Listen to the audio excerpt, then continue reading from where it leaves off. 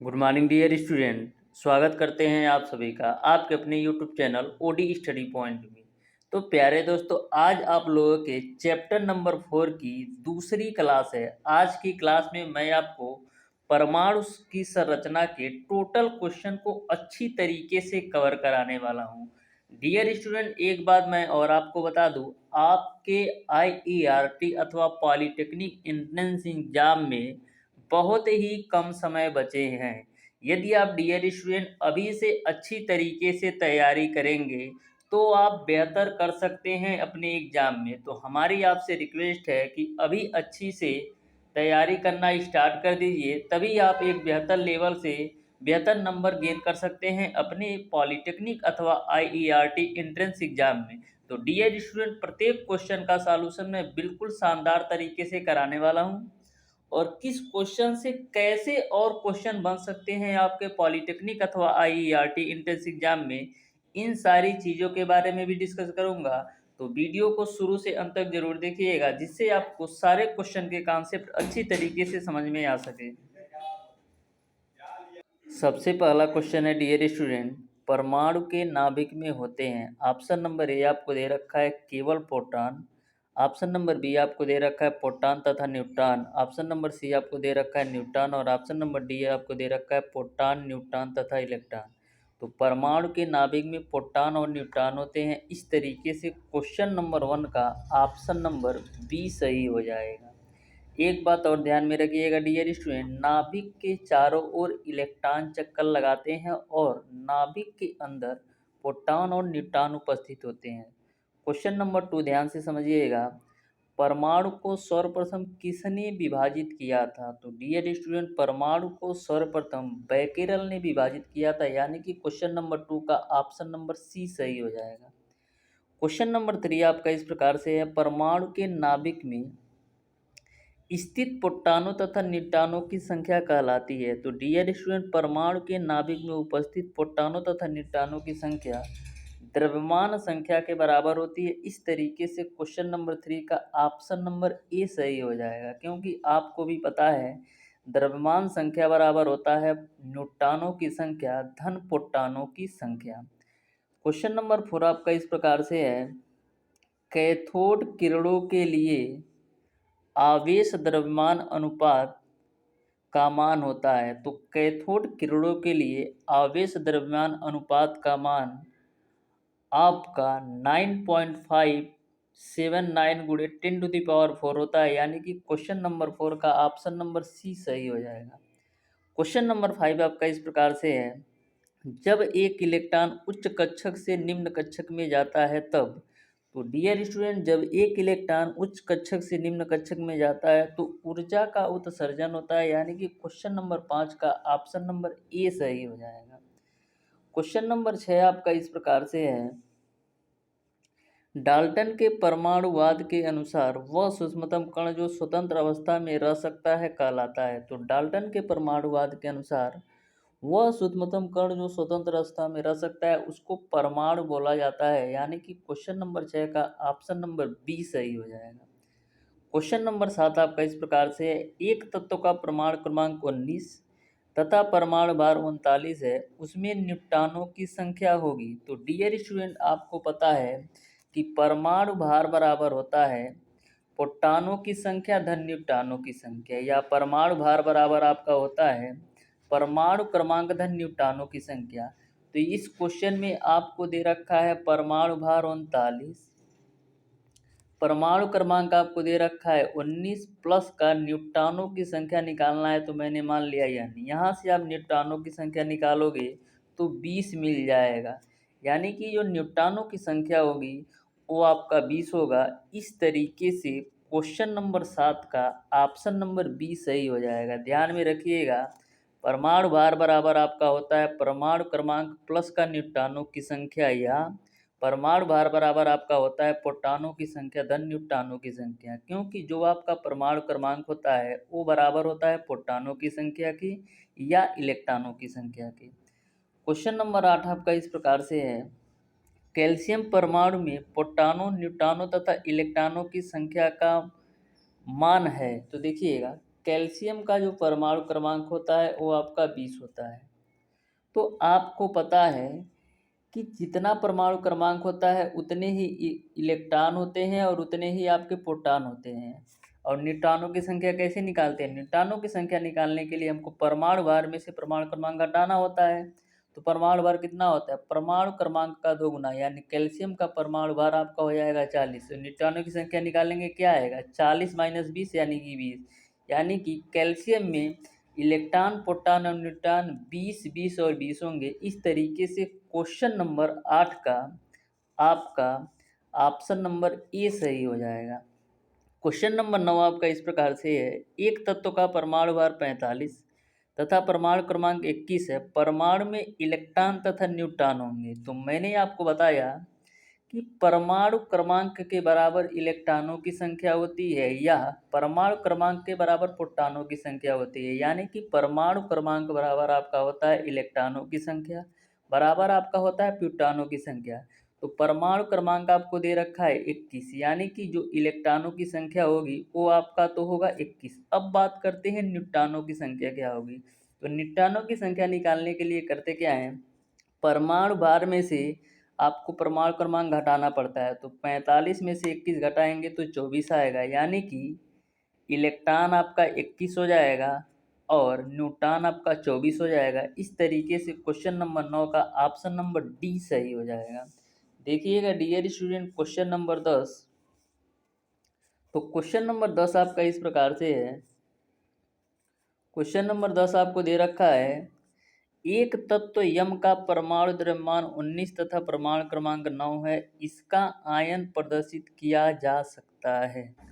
परमाणु क्रमांक 9 यानी कि इसका आप इलेक्ट्रॉनिक विन्यास करेंगे तो 2 और 7 के रूप में हो गया। SPDF के रूप में करेंगे तो आपको मिलेगा 1s2, 2s2 और 2p5 के रूप में। आपको पता है p कक्षक में जो अधिकतम इलेक्ट्रॉनों की संख्या होती है वो आपका होता है 6, लेकिन यहाँ पर है आपका 5, यानी कि एक इलेक्ट्रॉन यदि और इसको मिल जाए तो p कक्षक भी पूरा हो जाएगा, यानी कि m पे -1 द्वारा इसका कंप्लीटेशन होगा। इस तरीके से क्वेश्चन नंबर 10 का ऑप्शन नंबर सी सही हो जाएगा। क्वेश्चन नंबर 11 आपका इस प्रकार से है, परमाणु क्रमांक बराबर होता है। ऑप्शन नंबर ए आपको दे रखा है न्यूट्रॉनों की संख्या के, ऑप्शन नंबर बी आपको दे रखा है इलेक्ट्रॉनों की संख्या के। तो मैंने आपको बताया था कि जो आपका परमाणु क्रमांक बराबर होता है वो इलेक्ट्रॉनों की संख्या के या प्रोटॉनों की संख्या के। तो इसमें आपको इलेक्ट्रॉनों की संख्या दे रखा है, यानी कि क्वेश्चन नंबर 11 का ऑप्शन नंबर बी सही हो जाएगा। देखिएगा डियर स्टूडेंट, क्वेश्चन नंबर 12। तो क्वेश्चन नंबर 12 आपको इस प्रकार से दे रखा है, आपको दे रखा है डियर स्टूडेंट, क्रोमियम का परमाणु क्रमांक 24 है, इलेक्ट्रॉनिक विन्यास होगा। तो डियर स्टूडेंट, क्रोमियम का परमाणु क्रमांक आपका 24 दे रखा है, इसका इलेक्ट्रॉनिक विन्यास होता है 2, 8, 13 और 1 के रूप में। इस तरीके से क्वेश्चन नंबर 12 का ऑप्शन नंबर ए सही हो जाएगा। क्वेश्चन नंबर 13 आपका इस प्रकार से है, न्यूट्रॉन की खोज किसने की थी। तो मैंने आपको एक ट्रिक बताया था कि ईट पग नाच। तो न्यूट्रॉन की खोज किसने की थी? न्यूट्रॉन की खोज चैडविक ने की थी, यानी कि क्वेश्चन नंबर 13 का ऑप्शन नंबर ए सही हो जाएगा। क्वेश्चन नंबर 14 आपका इस प्रकार से है, परमाणु के मूल कण जो नाभिक में उपस्थित नहीं होते। तो मैंने आपको बताया था कि नाभिक के अंदर प्रोटॉन और न्यूट्रॉन उपस्थित होते हैं। तो परमाणु का कौन सा मूल कण जो नाभिक के अंदर उपस्थित नहीं होता है वो आपका होता है इलेक्ट्रॉन। इस तरीके से क्वेश्चन नंबर 14 का ऑप्शन नंबर बी सही हो जाएगा। क्वेश्चन नंबर 15 आपका इस प्रकार से है, निम्नलिखित में से किस मूल कण पर ऋणावेश होता है। तो मैंने आपको बताया था कि इलेक्ट्रॉन पर आपका ऋणावेश होता है, यानी कि क्वेश्चन नंबर 15 का ऑप्शन नंबर बी सही हो जाएगा। यदि आपसे यह पूछा जाता है कि किस मूल कण पर धनावेश होता है, तो प्रोटॉन पर धनावेश होता है, और जो आपका न्यूट्रॉन होता है ये आपका उदासीन होता है। क्वेश्चन नंबर 16 आपका इस प्रकार से है, निम्न में से कौन सा सत्य है।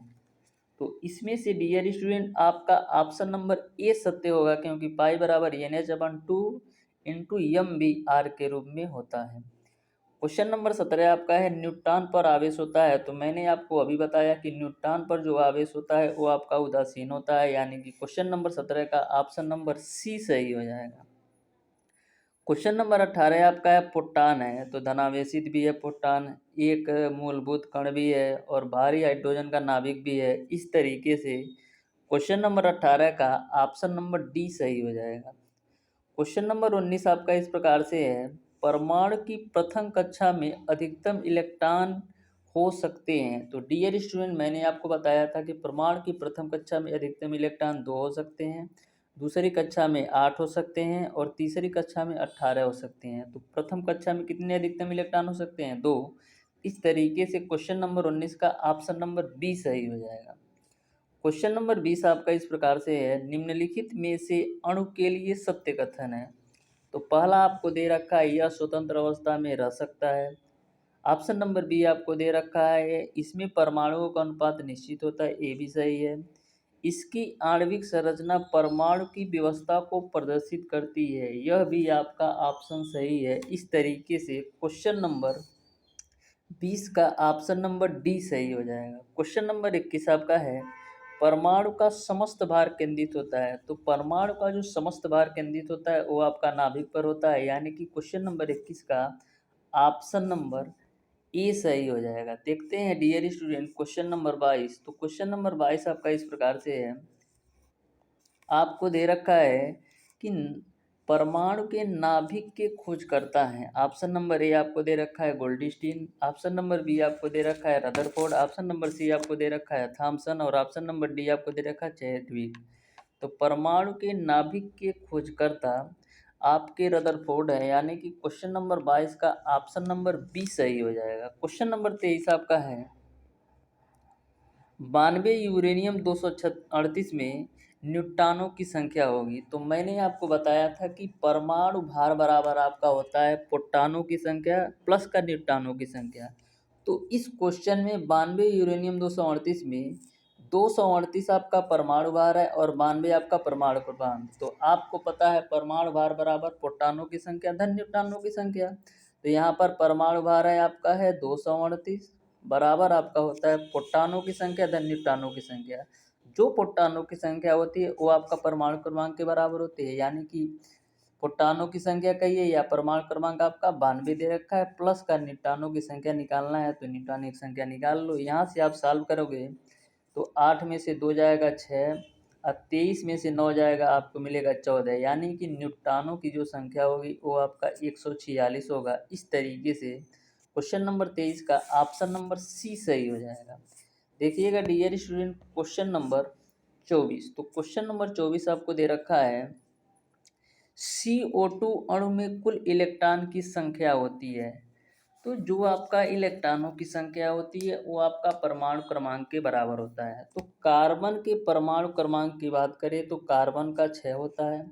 ऑक्सीजन के परमाणु क्रमांक की बात करें तो ऑक्सीजन का परमाणु क्रमांक 8 होता है, लेकिन 2 भाग ऑक्सीजन है तो परमाणु 2 भाग ऑक्सीजन है, यानी कि आपका हो जाएगा 2 गुणे 8। तो आपको समझ में आया होगा, कार्बन का परमाणु क्रमांक 6 हो गया, ऑक्सीजन का परमाणु क्रमांक 8 है, 2 भाग है तो 2 से मैंने गुणा कर दिया। जितना परमाणु क्रमांक होता है उतना ही आपका इलेक्ट्रॉनों की संख्या होती है, यानी कि कार्बन में इलेक्ट्रॉनों की संख्या 6 है और ऑक्सीजन में इलेक्ट्रॉनों की संख्या 16 है। तो 16 और 6 जोड़ोगे तो 22 आएगा, यानी कि CO2 में कुल इलेक्ट्रॉनों की संख्या आपका 22 होगा। इस तरीके से क्वेश्चन नंबर 24 का ऑप्शन नंबर बी सही हो जाएगा। देख सकते हैं कितना सिंपल तरीके से आप किसी भी क्वेश्चन को सॉल्व कर सकते हैं। क्वेश्चन नंबर 25 आपका है, किसी तत्व का परमाणु क्रमांक 17 है, उसके नाभिक में प्रोटॉनों की संख्या होगी। तो मैंने आपको बताया था कि जितना आपका परमाणु क्रमांक होता है उसी के बराबर आपका प्रोटॉनों की संख्या होती है और उसी के बराबर आपका इलेक्ट्रॉनों की संख्या होती है। परमाणु क्रमांक 17 है तो प्रोटॉनों की भी संख्या 17 होगी, और यदि आपसे पूछ लेता है इलेक्ट्रॉनों की संख्या तो इलेक्ट्रॉनों की भी संख्या 17 ही होती। क्वेश्चन नंबर 26 आपका है, परमाणु संख्या की खोज की थी। तो परमाणु संख्या की खोज डियर स्टूडेंट मोजले ने की थी, यानी कि क्वेश्चन नंबर 26 का ऑप्शन नंबर बी सही हो जाएगा। क्वेश्चन नंबर 27 आपका है, न्यूट्रॉन की खोज बहुत देर से हुई क्योंकि ऑप्शन नंबर ए आपको दे रखा है न्यूट्रॉन नाभिक में उपस्थित होते हैं, ये तो गलत है। न्यूट्रॉन की खोज देर से इसलिए हुई क्योंकि यह आवेशहीन होता है। इस तरीके से आपका 27 का ऑप्शन नंबर बी सही हो जाएगा। क्वेश्चन नंबर 28 आपको दे रखा है, निम्न में से किसी एक तत्व की समान संयोजकता 2 है, इसका परमाणु क्रमांक ये है। ध्यान में रखिएगा, समान संयोजकता वो होती है, किसी भी तत्व की जो समान संयोजकता होती है वह बाहरी कक्षा में उपस्थित इलेक्ट्रॉनों की संख्या के बराबर होती है। तो समान संयोजकता 2 है, ये आपका 12 है। तो 12 का आप इलेक्ट्रॉनिक विन्यास कैसे करते हैं, 2, 8 और 2 के रूप में। तो मैंने आपको बताया किसी भी कक्षा में बाहरी कक्ष में जो उपस्थित इलेक्ट्रॉन होते हैं वही उसकी संयोजकता होगी। इस तरीके से क्वेश्चन नंबर 28 का आपका ऑप्शन नंबर ए ही सही हो जाएगा। उसी तरीके से यदि आप 14 की बात करें तो परमाणु क्रमांक 14 का इलेक्ट्रॉनिक विन्यास क्या होगा, परमाणु क्रमांक 14 का इलेक्ट्रॉनिक विन्यास आपका 2822 के रूप में होगा। तो इसके भी बाहरी कक्षा में 8 इलेक्ट्रॉन हैं, लेकिन इसको हम 2822, तो उससे पहले हमको यह मैग्नीशियम का मिल जा रहा है। इस तरीके से आपका ऑप्शन नंबर ए ही सही हो जाएगा। क्वेश्चन नंबर 29 आपका है, किसी तत्व का परमाणु क्रमांक 19 है, इसके बाहरी कोश में इलेक्ट्रॉनों की संख्या होगी। तो परमाणु क्रमांक 19 किसका होता है, पोटेशियम का परमाणु क्रमांक 19 होता है। इसका इलेक्ट्रॉनिक विन्यास क्या होता है, इसका इलेक्ट्रॉनिक विन्यास 2881 के रूप में होता है। तो इसके बाहरी कोश में कितने इलेक्ट्रॉन है, इसके बाहरी कोश में 1 इलेक्ट्रॉन है, यानी कि क्वेश्चन नंबर 29 का ऑप्शन नंबर ए सही हो जाएगा। क्वेश्चन नंबर 30 आपका है, रदरफोर्ड अल्फा कण प्रकीर्णन प्रयोग के लिए किस तत्व की पन्नी का उपयोग किया था। तो किस तत्व की पन्नी का उपयोग किया था, सोने की पन्नी का उपयोग किया था, यानी कि क्वेश्चन नंबर 30 का ऑप्शन नंबर ए सही हो जाएगा। क्वेश्चन नंबर 31 आपका इस प्रकार से दे रखा है, दीर्घवृत्तीय कक्षा में घूमते हुए इलेक्ट्रॉन का कोणीय संवेग होगा। तो दीर्घवृत्तीय कक्षा में घूमते हुए इलेक्ट्रॉन का कोणीय संवेग mh/2 पाई के बराबर होता है। क्वेश्चन नंबर 32 आपको दे रखा है, लोहे का परमाणु क्रमांक 26 है, इसका इलेक्ट्रॉनिक विन्यास। तो लोहा यानी कि आयरन, आयरन का आपको दे रखा है 26, इसका इलेक्ट्रॉनिक विन्यास कैसे होगा, 2, 8, 14, 2। देखो 8 2 10 और 14 10 24, 2 26, इस तरीके से 2 8 14 2 होगा, यानी कि क्वेश्चन नंबर 32 का ऑप्शन नंबर आपका ए सही हो जाएगा। देखिएगा dear student, next question, question number 33। तो क्वेश्चन नंबर 33 आपको दे रखा है, प्रोटॉन पर धनावेश का मान इलेक्ट्रॉन के आवेश के समान होता है, क्योंकि जो प्रोटॉन पर जो धनावेश का मान होता है वो आपका 1.6 गुणे 10⁻⁻19 कूलाम होता है। वहीं पर बात करें इलेक्ट्रॉन का जो आवेश होता है वो आपका माइनस का 1.6 गुणे 10⁻⁻19 होता है, यानी कि दोनों के आवेश का मान समान होता है, लेकिन इलेक्ट्रॉन पर आपका ऋण आवेश होता है और प्रोटॉन पर आपका धन आवेश होता है। क्वेश्चन नंबर 34 आपको दे रखा है, समान द्रव्यमान वाले दो तत्वों x तथा y के परमाणु क्रमांक क्रमशः 20 व 22 है। यदि तत्व x के नाभिक में 22 न्यूट्रॉन है तो तत्व y के न्यूट्रॉनों की संख्या होगी। तो मैंने आपको बताया था कि जो आपका परमाणु भार होता है वो इलेक्ट्रॉनों और न्यूट्रॉनों की संख्या के योग के बराबर होता है। इधर मैंने ले लिया x और इधर मैंने ले लिया y। तो बात करते हैं x इलेक्ट्रॉन का परमाणु भार क्या होगा। x इलेक्ट्रॉन का जो परमाणु भार होगा वो न्यूट्रॉनों और प्रोटॉनों की संख्या के बराबर होगा। तो परमाणु क्रमांक तो आपको दे रखा है 20 व 22, यानी x का परमाणु क्रमांक 20 है और y का परमाणु क्रमांक 22 है। तो परमाणु क्रमांक के बराबर प्रोटॉनों की संख्या होगी, तो प्रोटॉनों की संख्या x में 20 हो जाएगा और x में न्यूट्रॉनों की संख्या आपको दे रखा है 22, तो 20 और 22 जोड़ोगे तो 44 आ जाएगा, यानी कि जो आपका x परमाणु है उसका द्रव्यमान संख्या आपको हो गया 44। तो यहाँ पर ऑलरेडी क्वेश्चन में बोल रखा है कि समान द्रव्यमान वाले, यानी y का भी जो परमाणु भार होगा ये आपका 42 आएगा, y का भी जो परमाणु भार होगा वो आपका 42 होगा, और y में आपका परमाणु क्रमांक आपको दे रखा है, y का आपको दे रखा है 22। आपको न्यूट्रॉनों की संख्या निकालना है तो यहाँ पर n कर दो, तो 42 में से 22 घटाओगे तो 20 आ जाएगा, यानी y में जो न्यूट्रॉनों की संख्या होगी वो आपका 20 हो जाएगा। इस तरीके से क्वेश्चन नंबर 34 का ऑप्शन नंबर सी सही हो जाएगा। क्वेश्चन नंबर 35 आपको दे रखा है, एक तत्व के दो समस्थानिकों में कौन सा गुण भिन्न हो सकता है। तो दो समस्थानिक, समस्थानिक का मतलब ये होता है कि दोनों तत्वों के परमाणु क्रमांक समान होंगे। समस्थानिक का मतलब ये होता है कि दोनों तत्वों के परमाणु क्रमांक समान होंगे, और संभारिक का मतलब ये होता है कि दोनों तत्वों के परमाणु भार समान होते हैं। तो क्वेश्चन में बोल रखा है दो समस्थानिक, यानी कि परमाणु क्रमांक तो समान होंगे, तो भिन्न कौन होगा, तो परमाणु क्रमांक समान होंगे तो आपका द्रव्यमान संख्या भिन्न होगा, यानी कि क्वेश्चन नंबर 35 का ऑप्शन नंबर सी सही हो जाएगा। तो ध्यान में रखिएगा, समस्थानिक में आपका परमाणु क्रमांक समान होता है और परमाणु भार भिन्न भिन्न होता है, और जो आपका संभारिक होता है उसमें आपके परमाणु भार समान होते हैं और परमाणु क्रमांक भिन्न भिन्न होते हैं। क्वेश्चन नंबर 36 आपको दे रखा है, निम्न में से कौन सा सिद्धांत या नियम यह बताता है कि किसी कक्षक में अधिकतम इलेक्ट्रॉन कितने आ सकते हैं। तो किसी कक्षक में अधिकतम इलेक्ट्रॉन कितने आ सकते हैं, यह पाउली का अपवर्जन सिद्धांत बताता है, यानी कि क्वेश्चन नंबर 36 का ऑप्शन नंबर बी सही हो जाएगा। क्वेश्चन नंबर 37 आपको दे रखा है, किसी तत्व का परमाणु भार 19 है, परमाणु के द्वितीय कक्षा में 7 इलेक्ट्रॉन है, तो नाभिक में प्रोटॉनों की संख्या है। तो क्वेश्चन में ऑलरेडी बोल रखा है द्वितीय कक्षा में 7 इलेक्ट्रॉन है। द्वितीय कक्षा में यदि आपका 7 इलेक्ट्रॉन है तो आपको पता है कि पहले कक्षा में 2 इलेक्ट्रॉन होते हैं, तो पहले कक्षा में आपका 2 इलेक्ट्रॉन और दूसरे कक्षा में आपका 7 इलेक्ट्रॉन हो गया, तो 7 और 2 जोड़ोगे कितना आएगा, 9, यानी कि तो प्रोटॉनों की संख्या होगी वो आपका 9 के बराबर होगी, क्योंकि जितना ही प्रोटॉनों की संख्या होती है वही आपका परमाणु क्रमांक होता है। इस तरीके से क्वेश्चन नंबर 37 का ऑप्शन नंबर बी सही हो जाएगा। बिल्कुल सिंपल सा क्वेश्चन है, बस आपको क्वेश्चन को ध्यान से पढ़ना था। क्वेश्चन में बोल रहा है द्वितीय कक्षा में 7 इलेक्ट्रॉन, तो द्वितीय कक्षा मैंने 7 इलेक्ट्रॉन रख दिया, और आपको पता है कि पहले कक्षा में केवल 2 इलेक्ट्रॉन होते हैं, तो 2 और 7 जोड़ोगे तो 9, तो 9 आपका आ गया प्रोटॉनों की संख्या, क्योंकि प्रोटॉनों की संख्या आपका परमाणु क्रमांक के बराबर होता है।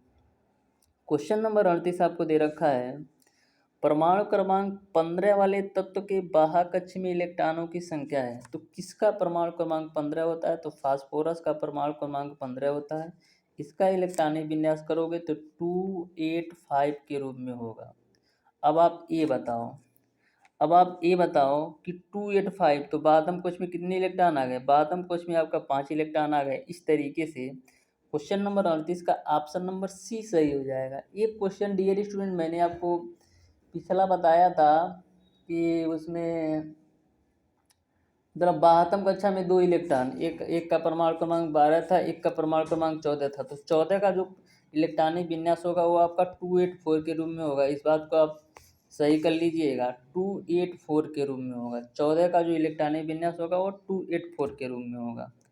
देखिएगा डियर स्टूडेंट क्वेश्चन नंबर 39, तो क्वेश्चन नंबर 39 आपको दे रखा है Na प्लस आयन सम इलेक्ट्रॉनिक है। तो Na पर प्लस का मतलब ये है कि सोडियम ने 1 इलेक्ट्रॉन त्याग किया है, सोडियम ने 1 इलेक्ट्रॉन त्याग किया है, तो सोडियम का परमाणु क्रमांक आपका होता है 11। जब 1 इलेक्ट्रॉन त्याग करेगा तो सोडियम में जो कुल इलेक्ट्रॉनों की संख्या होगी वो आपका 10 है। प्लस चिन्ह यह दर्शाता है कि वह तत्व उतने इलेक्ट्रॉन त्यागा है, माइनस चिन्ह यह दर्शाता है कि वह तत्व उतने इलेक्ट्रॉन को ग्रहण किया है। तो प्लस दिया है Na प्लस, यानी कि सोडियम ने 1 इलेक्ट्रॉन त्यागा है, यानी कि सोडियम में अब बचे इलेक्ट्रॉनों की संख्या आपका 10 है। पूछा है सम इलेक्ट्रॉनिक की, यानी कि Na प्लस सम इलेक्ट्रॉनिक कौन है, यानी कि Na प्लस में जितने इलेक्ट्रॉनों की संख्या है उतने ही इलेक्ट्रॉनों की संख्या किसमें है, तो Mg+2 का देख लो। तो मैग्नीशियम का जो परमाणु क्रमांक होता है वो आपका 12 है, लेकिन प्लस का 2 दे रखा है, यानी कि 2 इलेक्ट्रॉन इसने त्याग दिया है, तो 2 इलेक्ट्रॉन त्यागेगा तो मैग्नीशियम में कितने इलेक्ट्रॉन आएंगे, 10 आएंगे। इस तरीके से मैग्नीशियम और सोडियम दोनों सम इलेक्ट्रॉनिक हो गए, क्योंकि दोनों में इलेक्ट्रॉनों की संख्या समान हो गई। इस तरीके से क्वेश्चन नंबर 32 का ऑप्शन नंबर बी सही हो जाएगा। सॉरी, क्वेश्चन नंबर 40 आपका इस प्रकार से है, न्यूट्रॉन किसे छोड़कर सभी परमाणुओं में उपस्थित होते हैं। तो आपको पता है जो आपका हाइड्रोजन होता है इसमें न्यूट्रॉन की संख्या नहीं होती है। क्यों? क्योंकि हाइड्रोजन का जितना आपका परमाणु भार होता है उतना ही आपका परमाणु क्रमांक होता है। तो हाइड्रोजन का परमाणु क्रमांक भी एक होता है और हाइड्रोजन का परमाणु भार भी एक होता है। तो न्यूट्रॉनों की संख्या कैसे निकालते हो? न्यूट्रॉनों की संख्या निकालने के लिए परमाणु भार में से परमाणु क्रमांक घटाओगे तो परमाणु भार 1 में से परमाणु क्रमांक 1 घटाओगे तो आपको मिलेगा 0, यानी कि हाइड्रोजन में जो न्यूट्रॉनों की संख्या होगी वो आपका 0 होगा। इस तरीके से क्वेश्चन नंबर 40 का ऑप्शन नंबर सी सही हो जाएगा। क्वेश्चन नंबर 41 आपका है, सबसे अधिक तरंगदैर्घ्य की विद्युत चुम्बकीय विकिरण है। तो सबसे अधिक तरंगदैर्घ्य की विद्युत चुम्बकीय विकिरण आपका रेडियो तरंगे हैं। इस तरीके से क्वेश्चन नंबर 41 का ऑप्शन नंबर बी सही हो जाएगा। इस तरीके से डियर स्टूडेंट, मैंने आपको 2 क्लास के माध्यम से आपका चैप्टर नंबर 4 पूरी तरह से कंप्लीट करवा दिया। यदि आप दोनों वीडियोज़ अच्छी तरीके से देख लेते हैं तो हमें नहीं लगता है कि इससे बाहर आपका एक भी क्वेश्चन आपके पॉलिटेक्निक अथवा आईआरटी एंट्रेंस एग्जाम में जाएगा। तो आज की क्लास आपको कैसी लगी? कमेंट बॉक्स में कमेंट करके ज़रूर बताइएगा। यदि वीडियो अच्छा लगा तो वीडियो को लाइक और चैनल को सब्सक्राइब जरूर कीजिएगा।